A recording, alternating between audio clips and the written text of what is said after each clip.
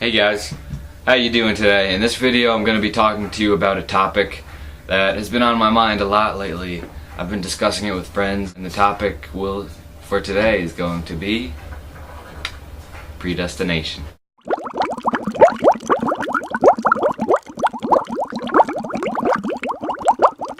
The definition of predestination is that God has foreordained all things, especially the salvation of certain souls. Ephesians 1:11 says, "In him we have obtained an inheritance, having been predestined according to the purpose of him who works all things according to the counsel of his will." Well, the biblical evidence for predestination to some degree seems strong. It seems that could be proof that we might be predestined. And during I'm pretty sure it was my sophomore year, for a couple weeks I was an avid Calvinist, believing in predestination.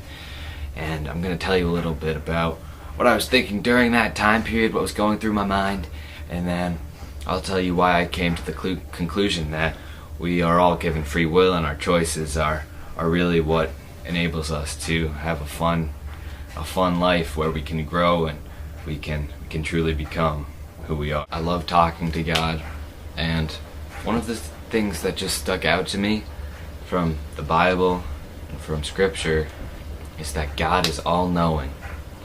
And with this all-knowing, I kind of took that very literally, which is, it's not a bad thing to take some things from the Bible literally, but I took it very literally.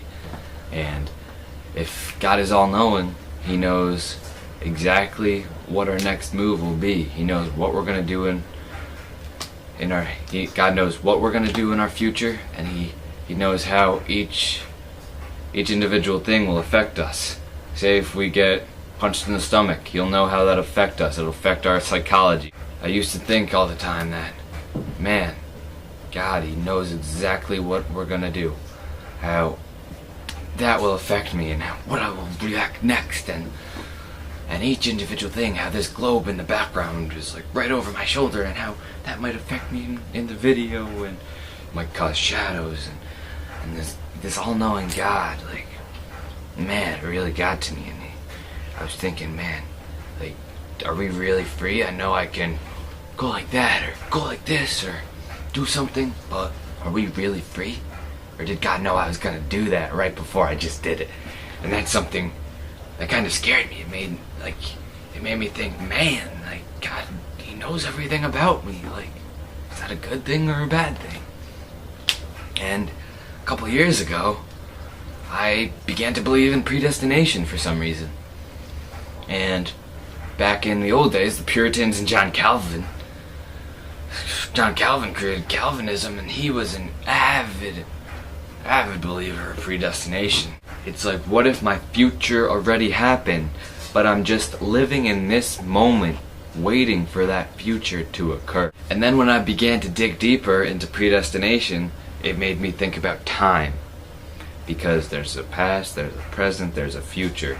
But for God, God does not experience time in the same way that we experience time. He experiences time in a much different sense, in that He is experiencing everything that is going on in the world all at once. He's experiencing the past, present, and future all at once. And I don't know if I believe in that conviction, but I was made aware of it recently by C.S. Lewis. Predestination also got me thinking about our different circumstances. Some people are born into poor families. Some people are born into rich families. Are people that are born into poor families predestined to continue to be poor? Well, obviously there are outliers that break the cycle of poverty, but on a general scale, most of the people in this world who are born into poverty remain in poverty, and they don't experience upward social mobility. This made me thinking about how different traits of a person affect their futures. And if we all are born with different traits, then these traits will continue to affect us.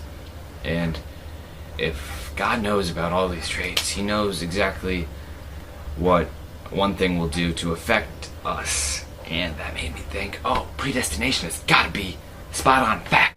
Then once I began to think about situations, wealth, poverty, I began to think about how someone who was born into a poor situation could have an extremely smart intellect. They could be given the mind of Albert Einstein.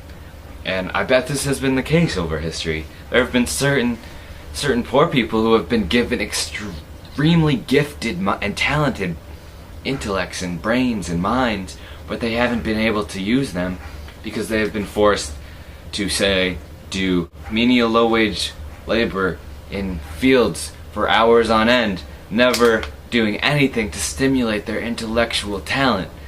And then that made me think about how people who are born into wealthy situations are given the chance to go to schools, to go to high school, to go to college, to do much more creative work rather than working in a factory or doing low skilled work. These people get to use their brains every day. They get to study philosophy, architecture, medicine, and so on. Predestination made me think about the string theory, and it made me think about the theory that every little thing on this planet affects everything else. It's the ripple effect, that what you do will affect another person, they'll have interactions with other people, and this will be a cycle that bullets and through the world. Hey, right now, I slap myself in the face. That makes you think, why did he just slap himself in the face for no apparent reason? Then for the rest of the day, you'll be thinking, oh, he slapped himself in the face, I don't know why.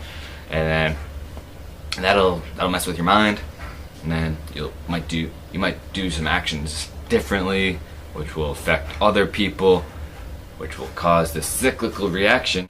The thing that I disagreed with the Calvinists believe that some people are saved and others aren't.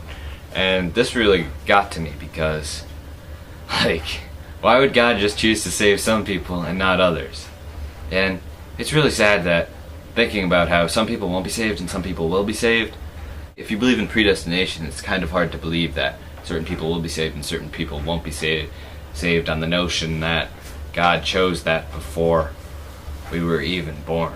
This made me think about different creeds and religions and how certain people are born into Jewish families, some people are born into Islamic families, some people are born into Buddhist families, some people are born into Christian families, some people are born into polytheistic families, and so on. And how all these different religions, they affect people while they're young, and statistically, most people who are born into one religion usually remain in that religion for the rest of their life. It's super crazy that we're just bodies that don't control what we do. We just live this life, and God knows what we're gonna do, and it's almost like we're not free, but in reality we are free. We have the free will to go bam.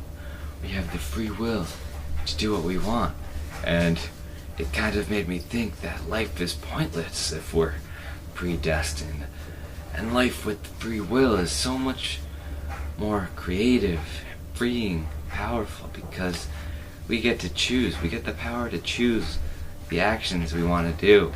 When I really took everything into consideration, I chose to believe in free will, because life with free will is so much, it's more freeing. I mean, it might be like a little cliche, but it's the truth. Like, with free will, we can do anything.